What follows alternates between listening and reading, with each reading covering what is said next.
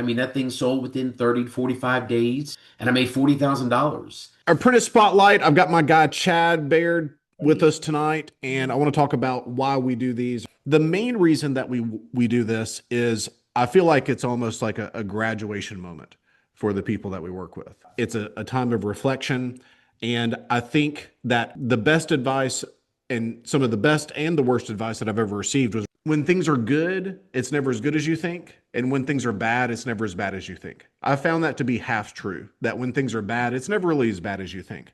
But whenever things are good, I think it's important that we celebrate the wins. That's one thing that I didn't do well early in my career is whenever I would hit a really, really good deal or we would have an amazing month, I would think, oh gosh, it's really, it could be better, and I really should have celebrated the wins more. And so we kind of force people to do that. And Chad and I have had a lot of conversations around that. And Chad, man, appreciate you being with us so much. Thanks for having me. Absolutely, man. Rock and roll with it. So, man, tell everybody about Chad prior to IC, what you got going on. And then I've got a lot of different things I want to go into, but just set the stage. I had been doing real estate for about 6 years. Before that, I was a GC. I was a licensed general contractor in San Antonio and did all the design. I did everything, right?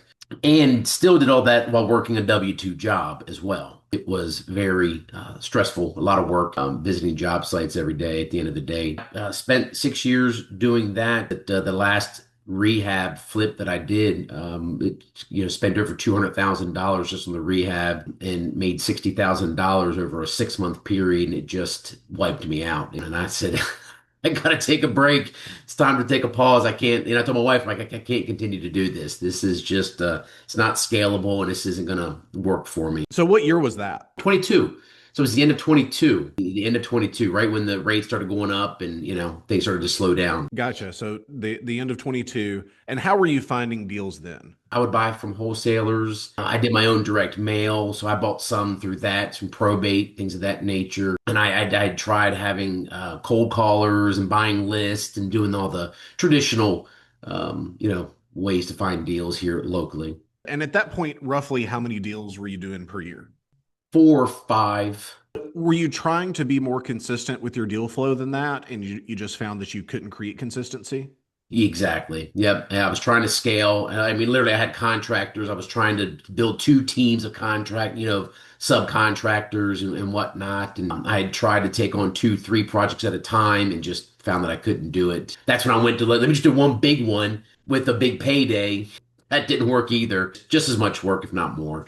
For those that have never ran a 200K rehab, and I've done a few of those, but not many myself, what are the challenges that arise around running 200K in rehab on one deal? I mean, the amount of subcontractors that we had on the project, I had the pool refinished. I was doing the roof, the foundation. I mean, we touched every single aspect of the house. And again, it comes with all the every little oops. Oh, we found this. Oh, we weren't planning on that. And the amount of changes. Trying to keep the contractors on budget was just an absolute nightmare. It stresses me out thinking about it. So you were still working full time at this point. I was still working full time. And so you spent 200K on that deal. Roughly, what was your construction budget when you started off? Like, what did you think it was going to be? I bought the house for 310. The original ARV was about 550, 560, something where mid upper fives. And I had about $125,000 budget at the time. In the 3 months, by the time I bought it and was middle of the rehab, the value of it shot up to $750,000 by new comps in the area. So that's when I kind of put the pedal to the metal and said, well, shoot, let's get to that 750 buyer. All of a sudden, the material cost went up, right? I'm doing higher finishes, higher ends. I created an extra bedroom. There was a pool house in the back.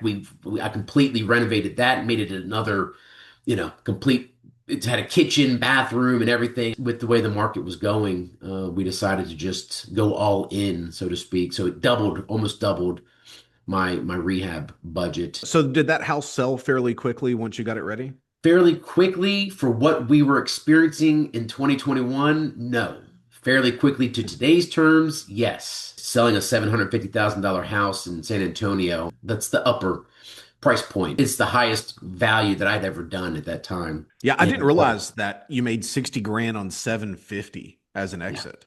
So, I mean, your Well, margin there was less than 10%. I had it on the market at 750 and I had to drop it. I think we ultimately sold it for 660. So much cash tied up in that thing. It was August, the end of the summer's coming. All the red flags, rates Hmm. kept going up. And I was like, guys, we got to dump it before I lose more, before it gets worse. And I had an all cash buyer. Guy came in all cash and bought it. So I didn't have to worry about appraisals and any of that stuff. So the day of closing was a happy day, not like, oh my gosh, I did all of this and I just made 60 grand. It was like, hey, baby, we got out of that fairly unscathed. Exactly, exactly. So a lot of people, man, would have looked at that and said, "Oh gosh, that wasn't worth doing. I'm out. I'm not going to continue forward." Like, what was it about real estate that you just decided, okay, we're going to keep pushing on this thing? What I did at that time was I took the cash, threw it in my savings account, and I was like, I've got to find a different way.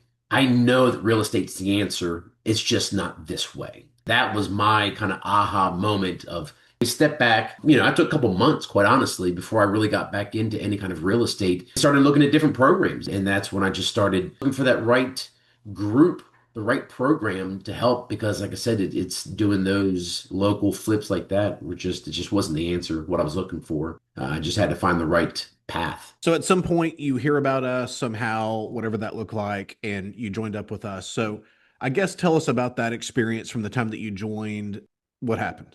So joined, went through the training, did all that, started the PPC. I was fortunate enough that I was able to start PPC within, 45 days or so after joining. I felt comfortable getting PPC.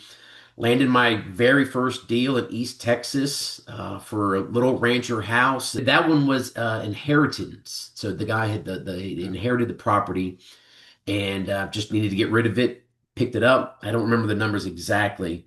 I just remember the outcome of it. But talked to the guy, never met him, bought it.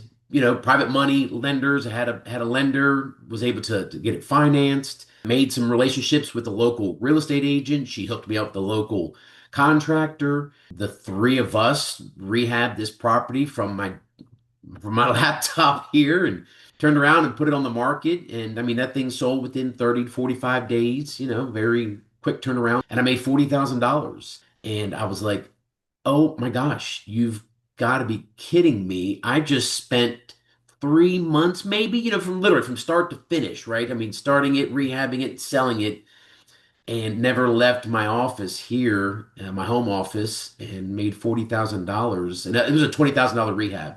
So very minimal rehab, and then doubled my investment, which is a little smarter. The 20 rehab and making 40 is a lot better than a $200,000 rehab and making 60. So that was the very first one. And then it just kind of started to escalate from there, going, okay, wow, boom, grabbed another one, grabbed one in Tennessee. And I even did some mobile homes. They were great little, $40,000 profits. A lot to unpack there. So whenever you started PPC, so for the people that don't understand really what that is, like kind of expound on that. What is that exactly? So it's a pay per click. So that's where I have a company that will create a landing page, and as people search for, I need to sell my house. I just inherited a house. How can I sell this? Stop foreclosure, whatever those keywords may be. I have a website that pops up, and they'll fill out a quick form. Here's my name, my number, my email. This is what I'm looking to do, and I reach out to them as soon as they reach out to me. Was that something that you had done prior to us? Mm-mm. No, I'd never Gotcha. done that before. How was that different compared to what you'd done in the past in terms of trying to find deals? Because I would bet that most of the people here, their biggest struggle is I can't find deals. How was this process different than what you'd done in the past in terms of trying to find deals? Starting the PPC, having very warm leads come in, that people that want to talk to you, and help solve a problem. They have an issue. They have some type of, challenge that's going on that they're looking for some solutions. So it was a real easy conversation to have for those leads that came in, especially with what you have, the scripts and things of that nature. It was a very easy transition for me to be able to do that. With you having a full-time job, you don't have time to go door knock all day, Yeah, yeah, and exactly. guys, it depends on your goals. Like if you want to do one, two, three deals a year, I mean, kind of equate that to, you want to be the blind squirrel finding the acorn every once in a while. Anybody can do that. But if you want to do two or three deals a month, you have to have a process around it. Like it has to be predictable.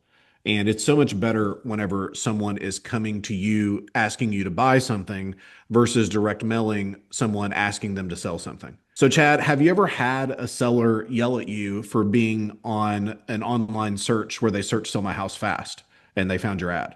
Not yet. Maybe one day we'll Yeah. have that. And I would love for that to happen because we're really running some ads if we're starting to see that because I've never had that happen either. I used to send out 70,000 YOLO letters a month and I had a wall of shame in my office where people would mail back. You ever had this happen, Chad, where they would mail you back like they would draw flipping the bird or Yep. a nice obscenity on it, or we had one guy we actually had to call the police on because he made a very, very serious threat on the office and told us in grave detail how he was going to end our life. Well, and I always wondered, like, when Domino's sends you like a coupon, do you mail them back the same thing? Like, I don't get it, but I guess, Yeah. I will say people's homes, it is more personal than a It's more pizza. personal. Prior to us, how were you funding deals? Was everything private money, hard money? Kind of tell me about that. Yeah, a little bit of both. Yeah, private and hard money. Had you done anything creative before? No, no. Okay. For those that don't understand creative finance, like teach a class for about 15 minutes on what creative finance really is off the cuff. It's just another exit strategy. It continues to add to our efforts and ways that we can close a deal. And it's you start to get to a point where you can just you start to I want to close more. I should be able to close more of these deals because I have creative as an option.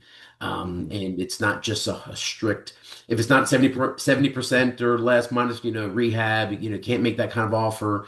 And you can burn through leads real quick like that, where when you have the creative financing, um, it just adds a whole nother realm to what you can do for many different reasons, right? Number one, being able to help a person out of the situation that they're in. I've had people just absolutely, thank me, thank just on being able to help them out when they didn't have a lot of options. And then to be able to build some equity. A lot of what I've been able to do is build equity. I've got a good amount of equity that's built. I have cash flow that comes in every month from that equity. Yep.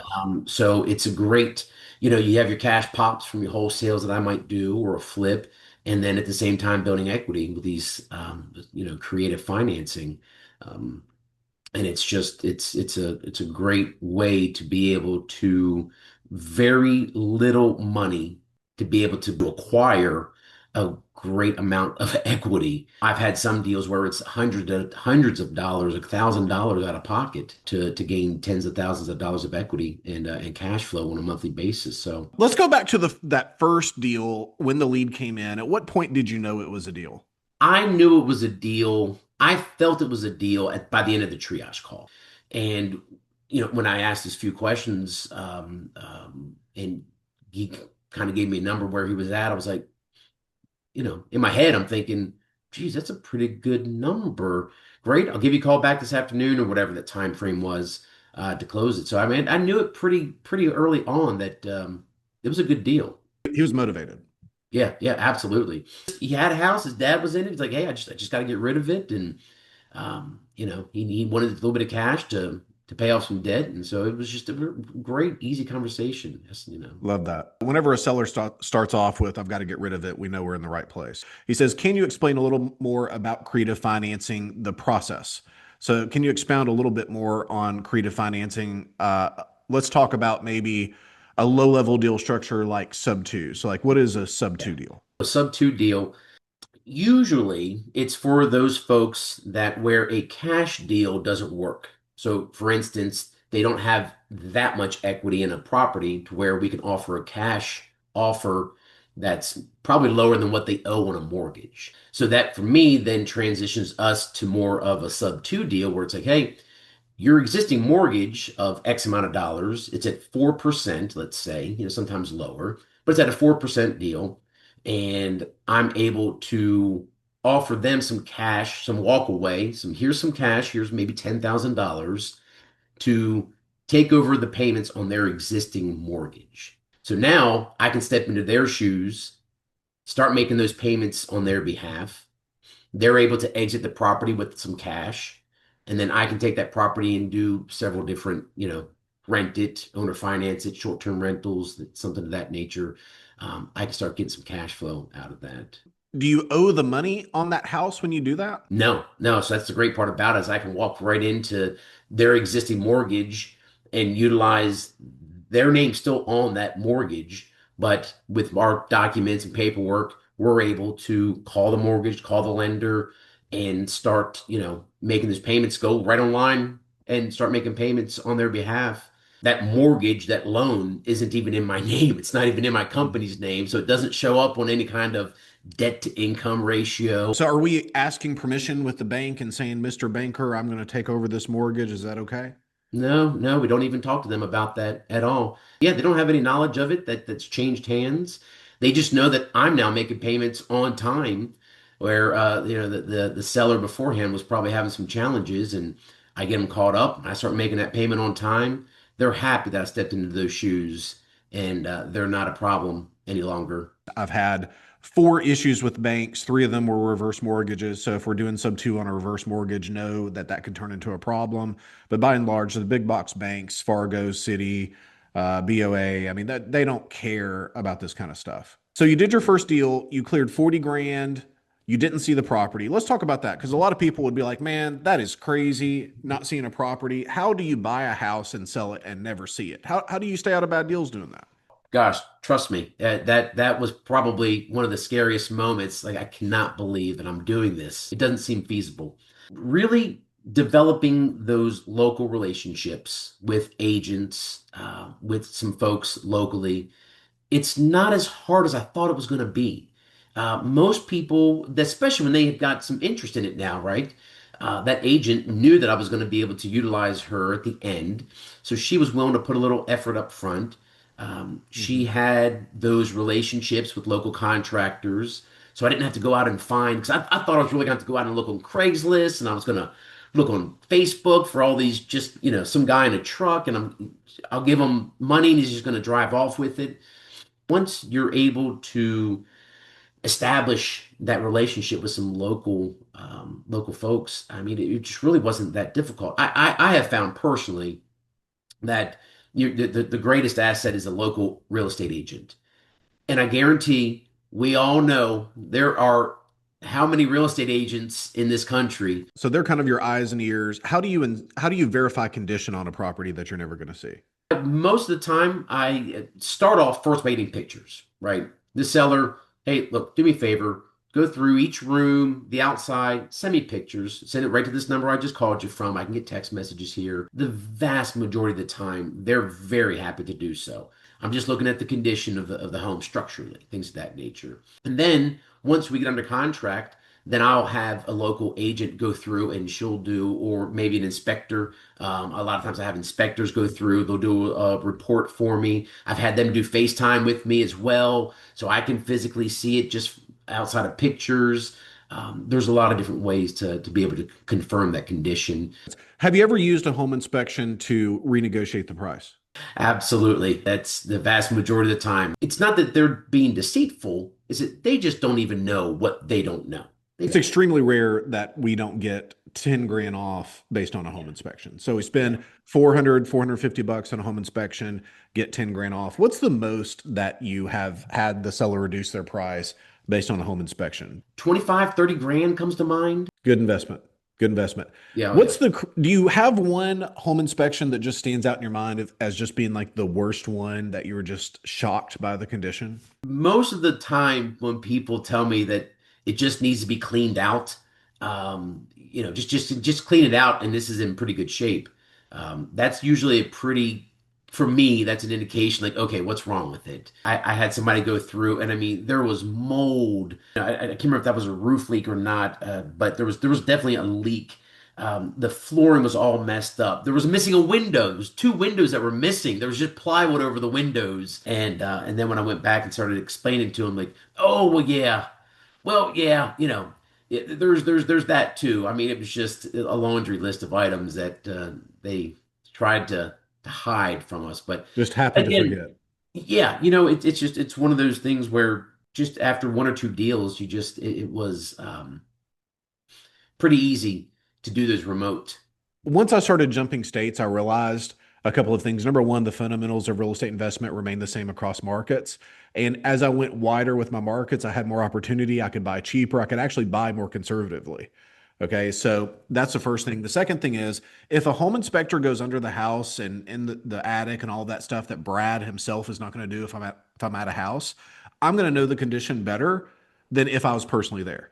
So at that point, it was just like, why am I so scared of like going out of my personal area? Because there was a time certainly that I felt like Chad did on the front end, like, what are y'all talking about? Buy and sell a house you've never seen. So Tanner has a question based on renegotiation. Do you get them to drop the price voluntarily, or how do you negotiate after that inspection? How do you get a price reduction there? Usually they're expecting, I let them know that they were there. They know that an inspection has come through. They're very anxious to get that report and to hear about Mhm. it. What I'll do is I'll kind of go through the report and I'm very cognizant of, I'm not trying to tell them that they were being deceitful. I'm like, look, you probably didn't know this. I know that you told me a lot of, what you knew it needed. But we also found this. So we see here that, your roof looks like it's about 20, 25 years old. You probably haven't been up there since you had that roof put on. And you can start to just kind of go through a few things that outside of what they had mentioned. We did notice too that your AC unit, that's another unit that's 20 years old. That's something we're going to have to replace. So once I just kind of start listing some of those things, to kind of bring to their attention. For me, at that point, I said, so, knowing what you know now is 50,000 the least you'll take, or whatever that number may be. And 9 times out of 10, they're like, well, what do you think? And I usually have a number already in my head. I know I need to drop it 10, $15,000, whatever that number may be. And I'll usually probably just go a little deeper than that, try to start it off a little lower. And I've had some people go, "Oh, sure, okay, yeah, 20,000, or 15,000 or 10,000," and I needed five. But for the most Mhm. part, the vast majority of them, they know more's coming. Chad, Chad and many of my people that are here know that in my world, we never give a price, we never make an offer ever. So that means that we have reverse negotiation where the seller really negotiates with themselves. Um, how has it been from the onset, really going through a different process of negotiation? And were you surprised at how we do things within that?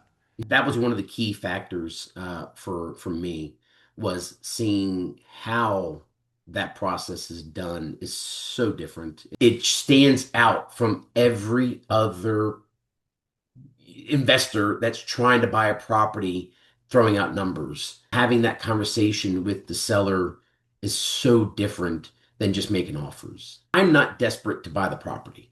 I'm the prize. We are the prize. They want to sell to me. So having that conversation with them, bringing them to me, and having them want to sell to me is the process of this, just that initial phone call with them of not making offers, right? And I'm asking the right questions. We're going over the repairs, what kind of things. So tell me more about this. Tell me more about that. Haven't even gotten to a number. And we're 5, 10 minutes into a conversation, and I'll have, well, what's your number? It's a great question.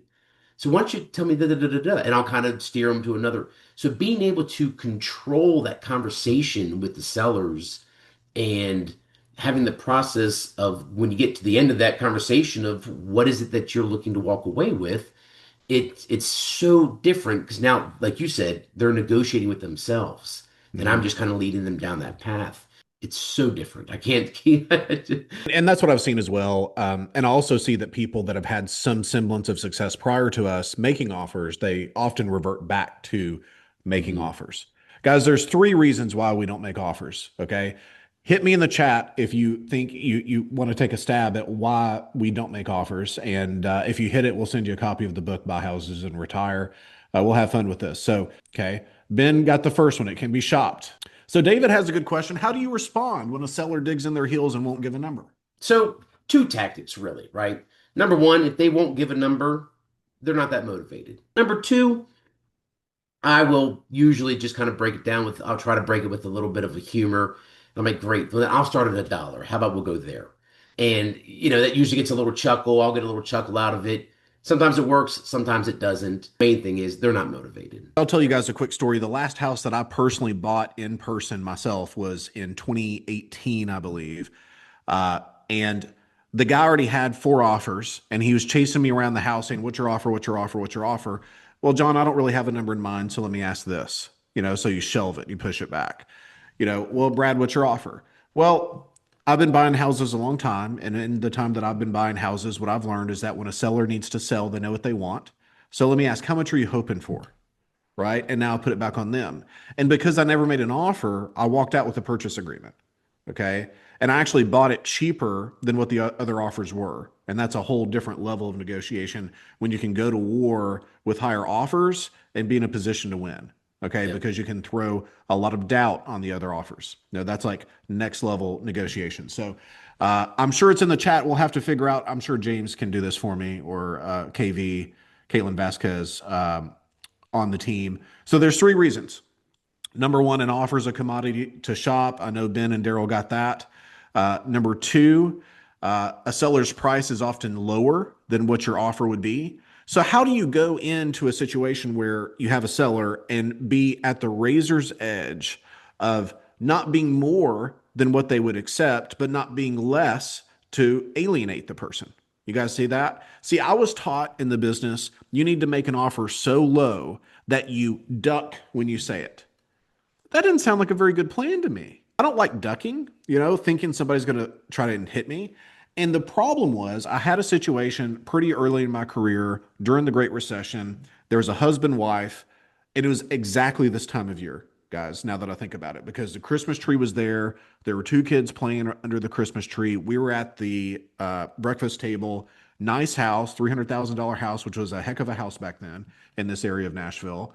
And I noticed that there were no presents under the tree. And the husband was an engineer. He'd been out of work over 6 months. They were 4 or so months behind, and they were facing foreclosure in a couple of weeks. She was a school teacher, and my wife was a school teacher, and I didn't want her to feel like it was a weird situation. And I was hoping maybe she didn't know my wife, because here they are telling me their personal info, and I didn't want her to be embarrassed. Here I am. I'm supposed to lowball them.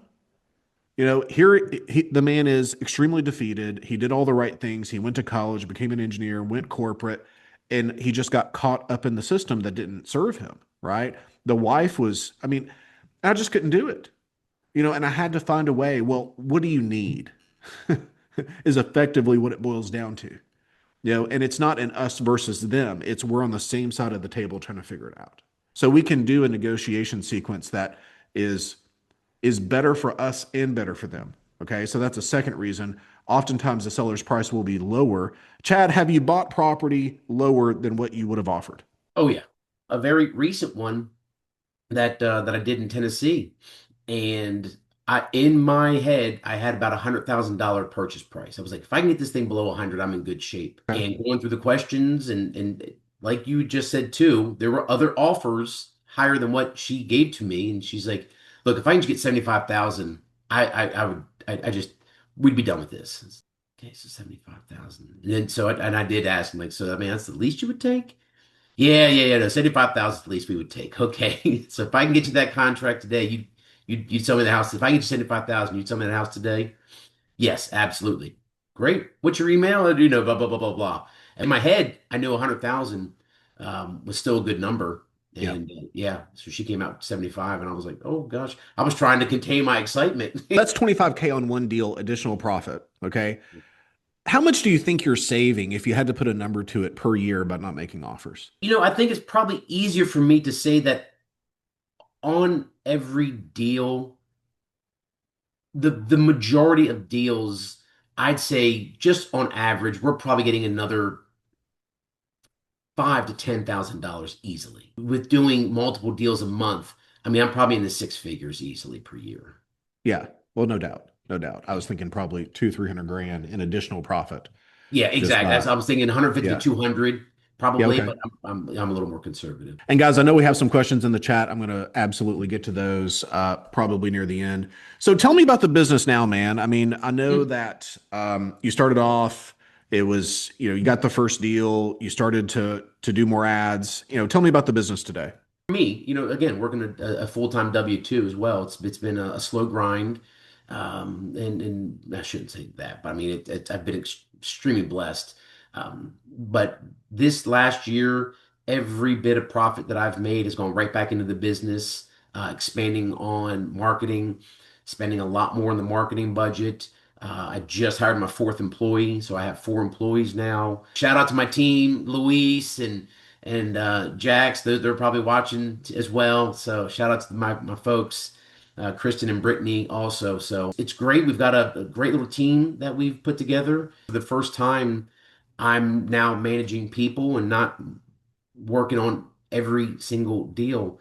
And it's pretty powerful to be able to kind of stand back and watch a deal go through the process. I'm still, monitoring it obviously currently, but to see the team work on it, to see them communicate, negotiate, and get it to the closing table is it's amazing. It's absolutely amazing. Chad, tell me about the first deal that you got under contract that you didn't personally do. I'm trying to remember exactly which one that was. It's been a few of them now at this point. I just remember um, scared, right? I mean, anytime I have to, I'm a control freak kind of guy, so, and I've been doing it myself for so many years. So handing those reins over is, it was a lot of trust. It's a lot of trust. But I knew I had trained and taught them well. They'd been through the program as well. So I knew they had the skill set to do it. And man, when he came back, he was like, he just kind of sent me a message like, here's the numbers, here's this, kind of. I'm like, looks good, lock it up. Boom, a couple hours later, it's like, all right, here's the contract. And I was like, okay, great. And now handing it over to the rest of the team to do it, it's exciting. How did that feel, man? Because I remember the first time that I had somebody buy a house for me and I was terrified. Absolutely terrified. I was just sitting there waiting for him to call me back, wait for him to tell me how the numbers are, how the deal is going. I wasn't very productive. Let's put it Yeah. that way. It was extremely scary. I'm not gonna lie. I mean, it Yeah. was nerve-wracking, but at the same time, um, it was a huge boost to my confidence. Knowing that, wow, I've been able to put somebody else in this place to do this. It was eye-opening, going, man, wait a minute. Okay, I don't have to do all this. I can rely on other people and to help and to grow what I'm doing. So it was empowering at the same time. That makes sense. Switching gears, let's talk about the job ban because I know you're still working full time, and I think a lot of people would say I can't do this business and be a full time employee. What say you? Look, is it easy? No. But is it doable? Absolutely. It's the great thing about with again the PPC leads coming in. Um, I was able to do it during lunch. I'd do it during breaks. I'd go, after work. There was all these times that I found that I was able to take that 10, 15 minutes to talk to a seller, to talk Hmm. to a contractor, to talk to somebody. Times on the weekends, right? Weekends, the same way with the sellers and the buyers and the contractors and whatnot, having those conversations on the weekends. They're not 8 to 5. And so I found it pretty easy, honestly, to talk to the sellers outside of their normal business hours, which were outside of mine. Certainly very, very doable. So much is done, like I said, from our phones and our laptops now. You got software right there on your phone. Look, instead of watching TikTok or YouTube on your phone at, break, I'm doing some different text messages or making some phone calls, right? The accessibility of it, it's all there at our fingertips. If you think you don't have the time, it's probably because you have a misconception of the process. If you were door knocking, trying to find something, or doing a ton of direct mail where you have 120 phone calls for every deal, yeah, maybe you don't have the time for that. But I mean, Chad, do you know roughly how many leads it takes you to buy a house right now? 12 to 15-ish, Okay. right about Yeah, there. it's exactly what we see is 10 to 15. We're usually buying something. And what would you say your average equity position per deal is, ballpark? Most of those are in the 15 to $20,000 range right now. Gotcha. So 15 to 20K hold. wholesale, meaning there's still some meat left on the bone for the next person, but you're just churning and burning and having a really tight cash conversion cycle. So that Exactly. makes sense. Cool, Yeah, cool, and I cool. flip some. Like I said, if it's deep enough, I'll certainly buy them and flip them. Yeah. What's been your favorite deal since working with us? The first thing that came to mind was the people that I've helped. I Yeah, know that sounds and that can crazy. make it. Yeah, that can And make it. I'm thinking back to the people that have contacted me even after we've closed to just say thank you and how much they appreciated it. So that's the first thing that came to mind. I'm just being very transparent Love there, that. very honest. I mean, it was that the deal for like a deal structure. I was able to help a gentleman out in West Texas on a property, bought it sub two, gave him $20,000 walk away, and I had $110,000 in equity. And cash flows 750 a month ish, 800 bucks a month. I think that one was something that, and that was my first one. That was my first sub two wrap. So I turned around and owner financed that to somebody that came in. And those folks, the people that came in, it was right around this holiday, it was right around the holidays. And she was just so happy. She was in a home that she owned for the holidays. And they were just contacting me even after we closed again. This is for the owners now, the new buyers. So that was a really great deal. Um, the most recent one is that flip that I've got in Tyler as well. That's bought it for 170, literally 10,000, $9,000, 9,000 some odd dollars in rehab, a painted and carpet, Hmm. and it's on the market now for 310, which is Okay, under so 180 in, going exiting at 310. which is under the market value. It's valued at 325. I'm just deciding to go lower because of with the way things are right now. So Yeah, you know, makes hopefully move a sense. little bit quicker. Yeah. Love that. Love that. And I'm getting pinged. I forgot that part of my job is to tell you guys to book a call.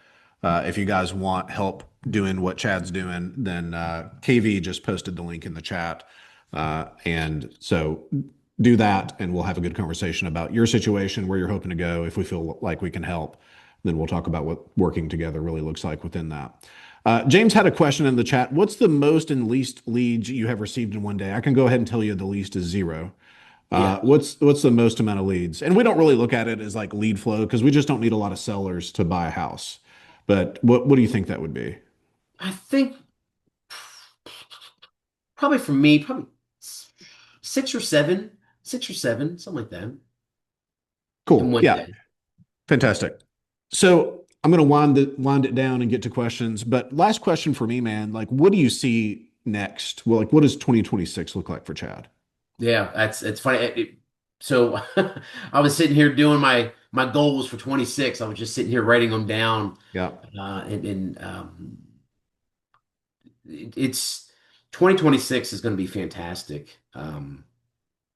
We built a little team. Um, I plan to really just escalate, increase the ad spend. I'll double it by the time January, the end of January, February. Um, and I'm looking to get to by February, March, doing 12 to 15 deals a month.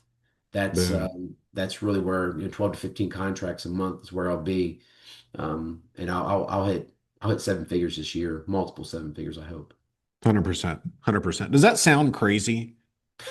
Just hearing it roll off the tongue the way it does. It's hard to say, I'll be honest with you. It's Yeah. hard to say it. Um, Seeing where I've come, what I've done, and like I said, just from my first little flip, scared as anything to spend money on PPC. Oh my gosh, is this going to work? All the doubt and looking back at it now, kind of. And like we spoke about the other day, I mean, taking that next step, it's a little scary. I'm not gonna lie, it's a little scary being able to support and handle that, and Yep. still working my W-2. Don't forget, I'm still working a W-2, and looking to do 12 to 15 deals a month is it's scary. I'm not gonna lie, but I know I can do it. I know we can do it, and it's just unbelievable to even imagine that I could have said that even 6 months ago, honestly, 9 months ago, a year. Love that. Love that for sure. All right, I'm behind on my questions. Mel and Conchetta, good to see you guys. They say, how do you negotiate on newer homes with very few repairs? So those are the, again, when there's very little equity, there's no equity in those are the creative deals. That's where we're getting creative. That's a sub two all day long. Sometimes they work, sometimes they don't. I mean, quite honestly, right? Hmm. It really depends on the market, the neighborhood. Um, I personally have found it a little bit more difficult sometimes in neighborhoods that are still being built. It's hard to compete um, Yes, with always tough. builders, so that's a little bit more difficult. But 2, 3 years old, the building's done in the neighborhood, then yeah, we can usually make this work. Cool. How many states are you buying in if you know? Mm, we're marketing in about, I'd say 25 to 30. Okay. So really wide.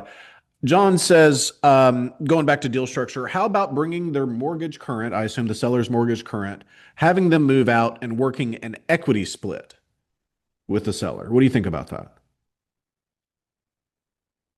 I have not done that. Um,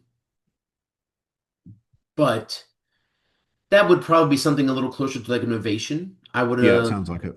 that where I could possibly get them part of that. So for me, in all honesty, I like to give them a set number. And look, you're going to get X amount of dollars on the walk. When we close on this, I just went under contract with one in Florida, where she's going to get 300,000. It's worth 370 as is today. Mhm. And I flat out, I mean, she knows. Like I told her, I was like, I need 3 to 4 months, and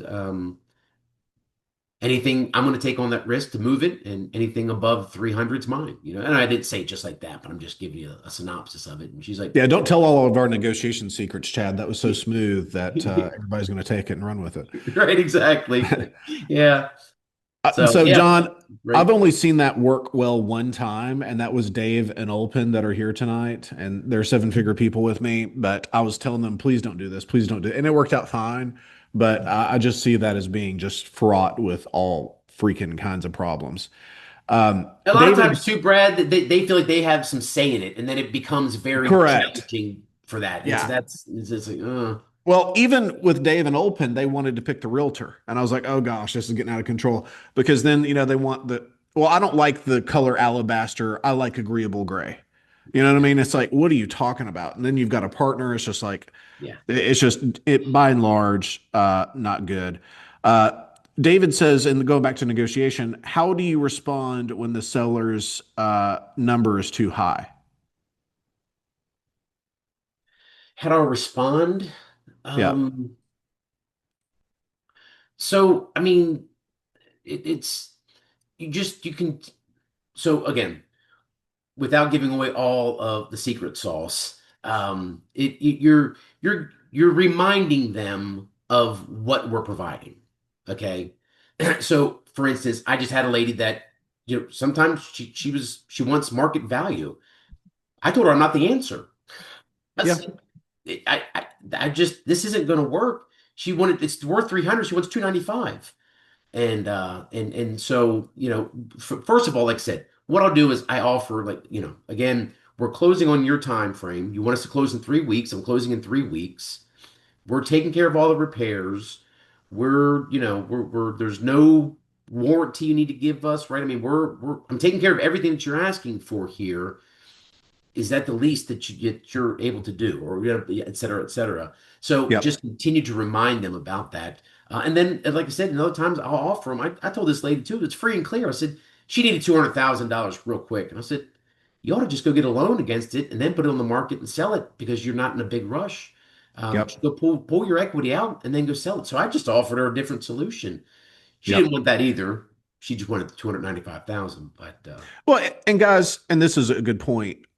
Whenever you have sellers coming to you that have to sell, you don't have to chase them. And that goes back to frame, but you can always tell someone like, "Hey, it sounds like you just need to list it with a realtor." And then yep, it's not like you're telling them something that they don't know is a potential solution. They've already decided that that's probably not what they want to do.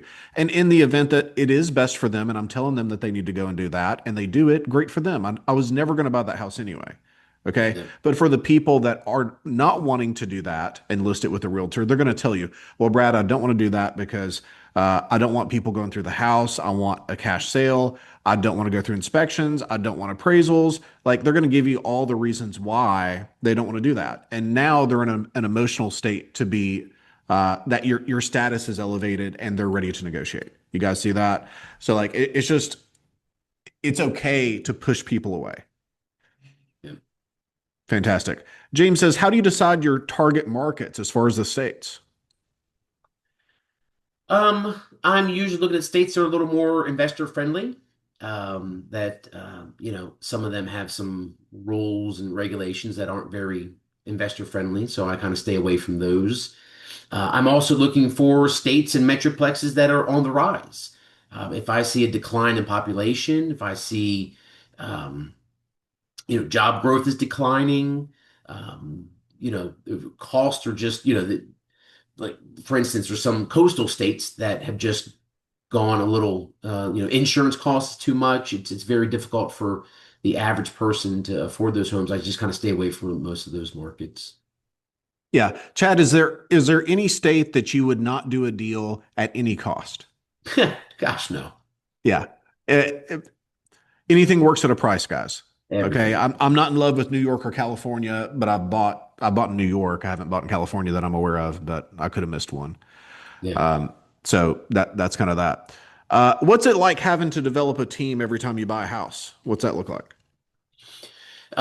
It's really not that difficult. Like I was saying a little earlier, I mean, I can make two or three phone calls. I find the agent that's willing to work with an investor, Yep. someone that has some local contacts, and I'm very upfront with them. Like, hey, here's what I'm looking to do. Is this something you're interested in helping me with? I will need some eyes and ears. I'm not asking you to manage the contractors and to be out there daily, but I will need your help going by there once in a while to verify things are getting done and just to help, see this to the end. And the absolute majority, 75-80% of them are very willing to work with us. Cool. Joshua has a very interesting question. Why does every pay-per-click lead not convert into a deal? Aren't all of them highly motivated sellers? Yeah, they are usually right. They're pretty highly motivated, but they're not always reasonable. Might be a better term to use. Like I said, like that lady that called the other day, she's motivated. She needs the cash. She's just extremely unwilling to move off of where she wants, where she needs, or it's worth 300. She wants 295, and so it's just not every one of them I want either, there's some deals that Okay.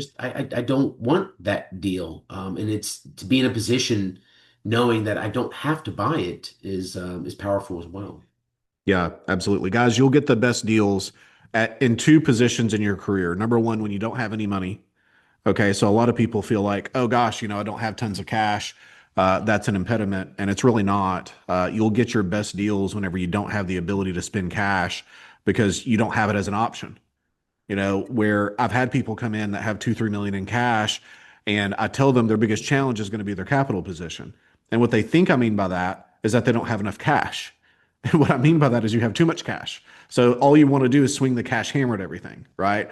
And I've told many people, keep your cash out of real estate. Okay, do not put money into deals, right? I'm not going to point anybody out on this call, but I see a few of y'all. But that's kind of that. David said, can you please share some of your details around creating your inbound marketing system? Like how many hours did you spend designing your site? How many hours did you spend figuring out the markets? How many hours did you spend setting up the Google ads and all of that? What did that look Oh, like? jeez. So we'll kind of start with the CRM. You know, I don't recreate the wheel here. I've this stuff's already done out there. There's PPC managers. It does not take long at all. I think my hardest part about starting the PPC was I needed a landing page, and what do I want that website to say? And thankfully, I already owned a couple. I had a couple websites I bought many years ago, and I was like, I'll just use one of these. Um, but it's just so yes, what markets I want to go after, I spent some time on that. I spent a few hours, I spent half a day probably on a Sunday trying to figure out what markets I want to go after, what population size, what area. And I put a little list together, a little AI help, not a big deal. Um, I've got a CRM tool that was already built out. I spent a few $100 for somebody to just mirror what they had done. I'm like, look, I'll give you a couple $100. Just, I want what you created and throw it in here. And that was done. It's, a few hours here, a few hours there, really, honestly. It's not nothing too challenging. Yeah. And the short answer is all of that's done for you. I've personally spent 3 million on Google Ads in the past like 5, 6 years. And so we have data that other people don't have. And so we cut and paste what's working into a new person's account.